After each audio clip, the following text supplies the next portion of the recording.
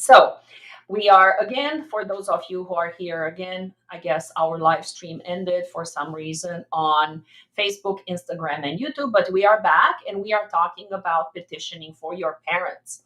And for those of you who are just joining us on TikTok as well, I know you guys have been, some of you have been here for a bit. Thank you. So you need to be a US citizen. You cannot be a permanent resident in order to sponsor your parents. It's a three-step process, really. So the first step takes place in the United States. So is the second one, but it's a different agency. And the third part is at the consulate.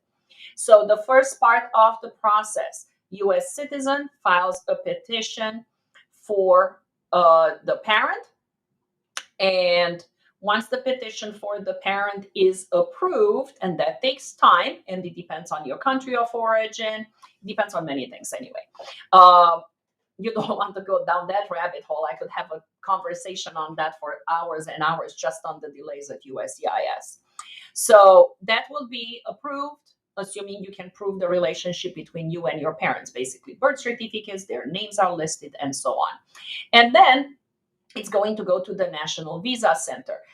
The minute they are already applying for their visas at the National Visa Center, if they already had a tourist visa, they can travel on that tourist visa, because tourist visa implies non-immigrant intent, and applying for a green card, it's immigrant intent. You can't have both. So, and before I move on to the second and third part of the process, which is where most of it happens, let's address some questions, okay? For those of you who want to apply to Canada, I cannot help you. We help immigrants make the United States their permanent home, not Canada, all right? We cannot help you with job references. Asylum. Let's talk about asylum. I don't know what you mean by your question that says, how about asylum?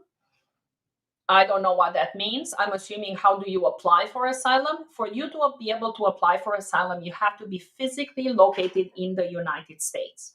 Okay? Once you are in the United States, you can either have a reasonable fear interview or a credible fear interview if you are detained or you are not detained. And after that, you will be applying for asylum. You can apply affirmatively as well. So if you came here on a visa and then you decided to remain in the United States afterwards, you can apply for asylum. But for asylum, you have to be physically located in the United States. And I do not handle refugee law, so that is a totally different body of law, so I cannot help you with that. I need a business that will give me a good job reference. Has nothing to do with immigration. I can't help you. Hi, my dad lives in the US. He sends me monthly bill. I want to get in the US and he doesn't want. If your father does not want you here in the United States, is nothing you can do. You cannot really petition on your own just based on the fact that your father is in the United States. Your father has to ask for you to come here. I want to immigrate to Canada. Do you have any genuine agency? Please assist here. Yes. Canada actually has a very good agency online. However, we do work with an immigration partner in Canada. If you give us a call, we'll be more than happy to refer you there. I want to go and study. What can I do? I do not know. Now, dvprogram.state.gov, that is the website indeed for the green card lottery. And if, as of this morning, it has not yet been announced. So if it is not there yet, if it's not on that website yet, then it is not open. So just be careful. Do not get fooled by other websites out there that would allow you to apply. Let's see if they updated anything. Check for you right now. Nope, there is no update for DV 2023, which would be the process for this year. Okay, we were hoping it'd be up by now. It's not.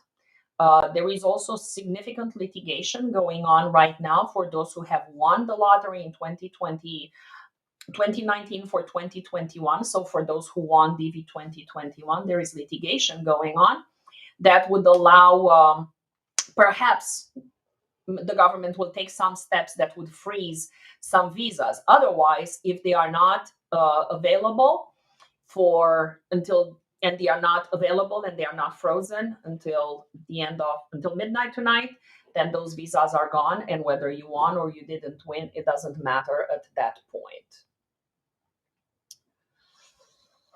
Okay, I don't know where you get your information that DV lottery finally opened October 6th. First, it's not yet October 6th.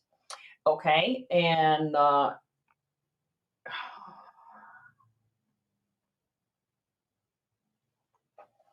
okay, so it's not yet October 6th, and on the government's website, there is no announcement yet. Okay, so don't go by what you necessarily see online. And if you ever find a website that asks you to pay for anything, just so you know, that is not an official website. The official government website, it's free. Okay. All right. If you had a J1 visa, can you be eligible to have a green card? 1 second. Let's see. All right. If you had a J1 visa, can you be eligible to have a green card? Yes, you can. Absolutely. So it really depends on your J1. Normally, that is not something that prevents you from having the green card. Sometimes J1 visas do have a 2-year home residency requirement. That means if you are here on a J1 visa and you have not left and you have stayed in your home country for 2 years, then you cannot get your green card because you need to go back to your country for 2 years. There is a J1 waiver available for people in certain circumstances, but it's not available, for example, for medical students, people who have come here as residents, medical residents, and so on. So it really depends on the J1 visa, who paid for it. Was it your foreign government, your country's government? Was it the US government? Was it a private entity? What was the course of study or the exchange program that you participated in? And what exactly does it say on your visa? Do you have the home as residency requirement or you don't? Also, what you need to remember, just because it doesn't say you have it, it doesn't mean you don't. You do, and just because, and the other way around. So don't believe everything that it's on your visa. In most cases, you actually have to request an advisory opinion first. And once they give you the advisory opinion, you should apply for the waiver. Yes, it takes time. And some consulates are better than others. Okay. Can you try green card lottery without the passport? Absolutely not. Okay. You need to have your passport, okay, to apply for the lottery. You also need to be able to upload pictures. Okay. So let's get back to sponsoring your parents. Okay. All right, so let's go back to sponsoring your parents. If you must be a US citizen before you petition for anyone. Okay, you cannot be a permanent resident. We discussed so far so good if the parents are still abroad and the first step of the process.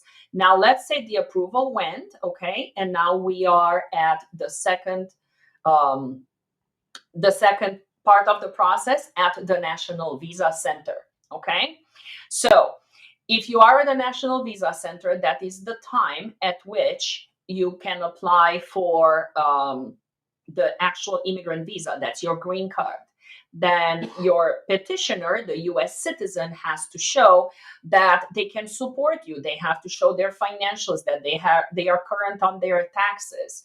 You have to do your police certificate. You have to do a lot of those steps. Then, once you submitted all the documents, you wait a few more months until you become documentarily qualified.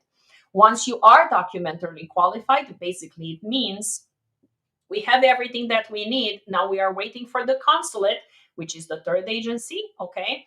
We are waiting for the consulate to tell us how many appointments can we send next month, the month after that, okay?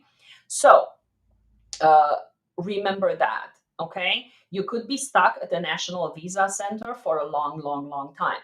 Right now, there is a backlog of over 750,000 visas because they have not been processing them for almost a year and a half. So it's a huge backlog. There are significant delays.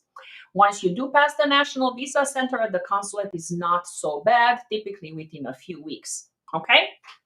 So, um, let's address some questions before I address how to sponsor your parents if they are already in the United States. So you saw an announcement at U.S. Embassy of Sudan saying we shall open October 6th to November 9th. We'll check until I see it on the official website. I don't believe it. I don't care what it says on the embassy's website. Okay. Can I apply for Pakistan lottery visa from Pakistan for the lottery visa? We have to wait until the announcement is out there that says the lottery reopens. When they are going to announce that the lottery has reopened, they are going to have a list of countries that for this particular year can apply or cannot apply. At that point, if Pakistan is listed as those countries from which you cannot apply, then you cannot apply. Okay? Pakistan has been on that list for a while and it hasn't changed. So I don't know what is going to be this year. Okay? I cannot address questions about immigrating to Canada or how to enter Canada because I only do US immigration and I'm a licensed immigration attorney in the United States, not in Canada. So I cannot give you legal advice to something I am not licensed for. Okay?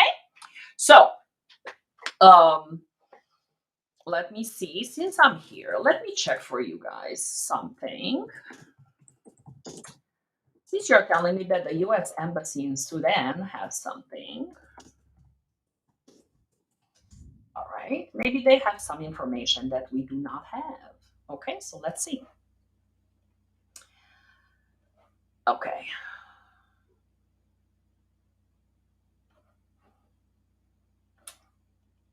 I don't see any announcement on the U.S. Embassy in Sudan. So it just says diversity visa program, but it doesn't really say where it is. Okay. So you can contact us 954-466-0070. Is it possible to come to the US without tourist visa and then apply for residency visa here? Some people have done it. They have crossed the border and they have come to the United States. I do not advise you to do that. If you come through the border, you are making your case so much more complicated. And in most cases, those people do not win. Okay. Does it happen? Sure. But that is not something you should do. Okay.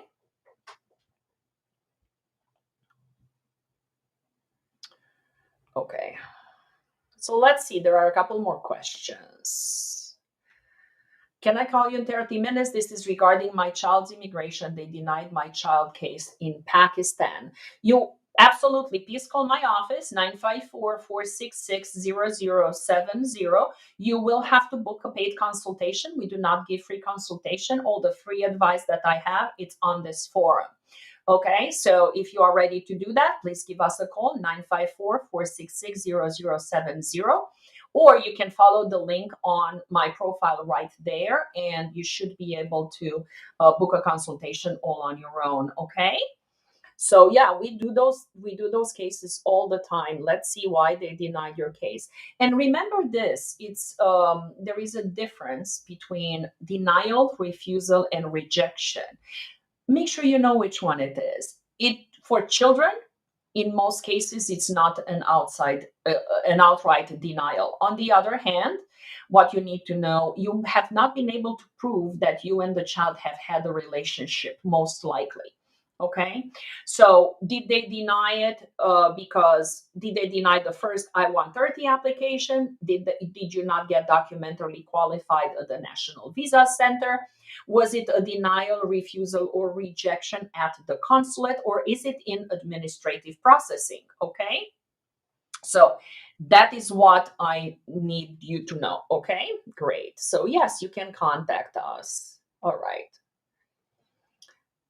EB work visa interview schedule. Oh my goodness, Farouk. I wish I could tell you more about that. EB visas are actually lower in priority than most of the other immigrant visas, there are people who have been waiting for almost 2 years at this point for their EB work visa interviews, if they are still back in their country. Now, if you are in the United States, that is different, and it is totally dependent on your location in the United States. It depends on your priority date. It depends on many, many other things. We can help you figure out where is it stuck. We can help you figure out how to get it out of there. Perhaps it's not always possible. Okay. Can an asylum seeker from an EU country play the American lottery? If your country of origin, it doesn't matter where you are physically located. It doesn't matter. It doesn't matter what your country of residency is. It matters what country are you a national of, which means where were you born in most cases. So you said you're from one of the EU countries. So let's say you are from Greece, Romania, Hungary, one of those. Yes, you can absolutely play the American lottery as long as, in this case, Greece, Romania, Hungary, okay, they are not excluded from the applications, okay? Remember, DV lottery, it's diversity visa lottery. So the countries change all the time depending on the immigration mix and the diversity of the immigrant pool that we have in the country at once every single year. So if, for example, too many people from Greece, and Greece is an example, I'm just giving an example. If too many people from Greece applied in the past few years and it is perceived that their numbers outweigh people from other countries, then Greece will be excluded for a couple of years. So it changes all the time. You cannot go by, oh my God, people from Pakistan can never apply, because that is not true. Okay? So, good. Administrative processing. Yes, if you are in administrative processing, in most cases, they are still waiting for information from you, or someone lied on their application and they caught you, either you or the child, or there was some testimony that was done at the time of the interview. Remember, that probably took less than 2 minutes, and there was something that raised flags. Also, people from certain countries may take longer, okay? Additional background checks and all. Now, you're telling me this is a child. It is most likely the issue of proving the relationship and actually having a meaningful, it's called a meaningful relationship with your child, okay? So I already addressed all the DV lottery questions for today. 2 children got and 1 got administrative processing. That's interesting. So now I'm really curious. Tell me what's different between the 2 children who got it and 1 who didn't. Is it a different age? Did they age out? What is it that exactly happened there? And then, if it is a factual thing, basically they are looking for more documents, we can probably figure out what documents they would be looking for. You should have gotten an actual paper that tells you what you need to do. They may need to apply for a waiver, or it could be something totally different, that they aged out. Okay, so great. All right. The DV lottery is luck. Absolutely, it's a lottery. I wish it wasn't, but it is. All right, what's the timeline for F4? Okay, family 4, I-130 alien relative case if someone filed on February 2015. Jay, tell me what is the country, and I'll tell you right now, okay? Tell me the country that you applied for your sibling from, okay? And I will look it up for you and tell you. Guys, you can find that information yourselves by looking at the visa bulletin on the Department of State's website. And it does change every single month because it advances or it retrogresses, so it goes better or worse. And you can find that, but it's from India. Okay, that's a long time. So for F4, they are now processing applications filed in September 2005 from India, okay? So if you applied February 2015, you got ways to go, Okay. If someone already withdraw the file and file is reinstated so we can again withdraw, oh, that's complicated. I can't even begin to tell you why you would do that and why it wasn't done. So we might want to look into that, okay? Nobody should really withdraw a file. If somebody withdrew and it was a certain petitioner family member and then you guys asked to reinstate, usually that is not possible unless somebody steps, if somebody dies. So it's, yes, Jay, it's more than 10 years. You might want to have a consultation with an experienced immigration attorney to see if there are other options available for your siblings, okay? To file for citizenship through marriage, is tax filing a requirement? Tax filing is a requirement for every resident and citizen in the United States, or anyone who earns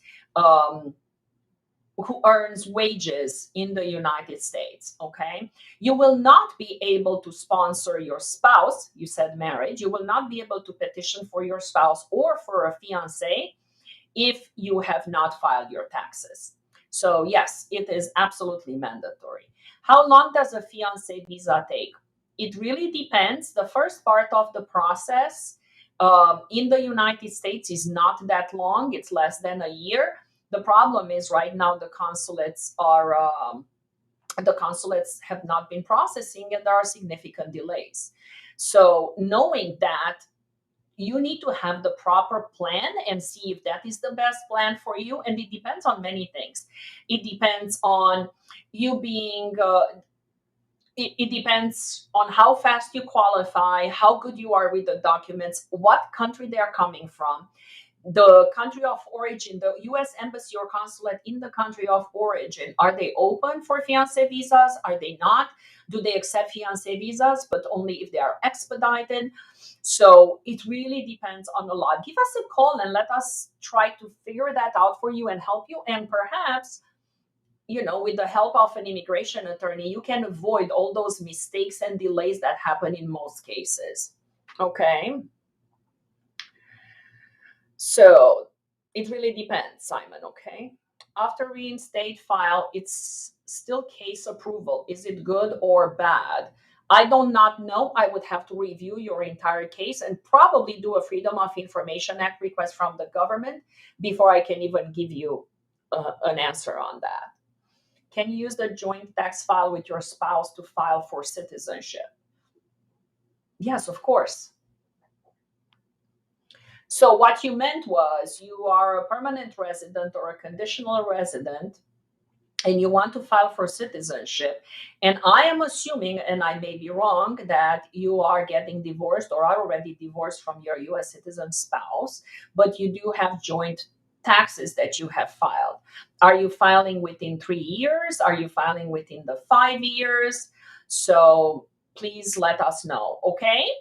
I'd like to help you more, but that's all the information I can give you without looking at your file. What are the chances of EB1 for software developer? The chances of EB1, anybody can theoretically apply for an EB1. The problem is this, okay? You have to show that it is in the country's interest to have you come here without an employer, because it is more likely than not, okay, that you are going to be a very good addition to the United States. And what you do have to show for EB1, and that you are exceptional, extraordinary, that you are of national acclaim. That means you probably have some code that is being used by these big applications, or you have published many papers, or you have been recognized by your peers. Okay, so it really depends. Just participating into a conference, maybe you are a panelist on certain things, then yes. Okay, then yes. Otherwise, EB1, it's not impossible. We've done it. Okay. After case status shows approved on I-130, it's still waiting time is 10 years. I don't know. It depends on the case. If you withdrew an application and then you reinstated, that it's so much more than that. All right. So let's talk about if your parents are in the United States, the process is much easier. Assuming they entered with a visa, you can petition for your parents by filing directly for what is USCIS? USCIS stands for U.S. Citizenship and Immigration Services. And if you are in the United States or someone wants to petition for you, that is where they would file the initial paperwork. Okay? So if your parents are in the United States, you green card application for them, petition with the green card application, with work permit, and so on. If they entered with a visa, okay, it depends on the type of visa. If they entered without inspection, don't even think of doing anything before you speak to any immigration attorney. Okay, so I've been talking to you guys for 30 minutes, and I'm sorry for those of you on Facebook, Instagram, and YouTube. Because it appears like we started the feed and then it ended. So I'm sorry about that. Hope you didn't miss too much. And I did try to repeat quite some. Okay. After your green card, can you bring your parents? No, you have to be a US citizen before you petition for your parents.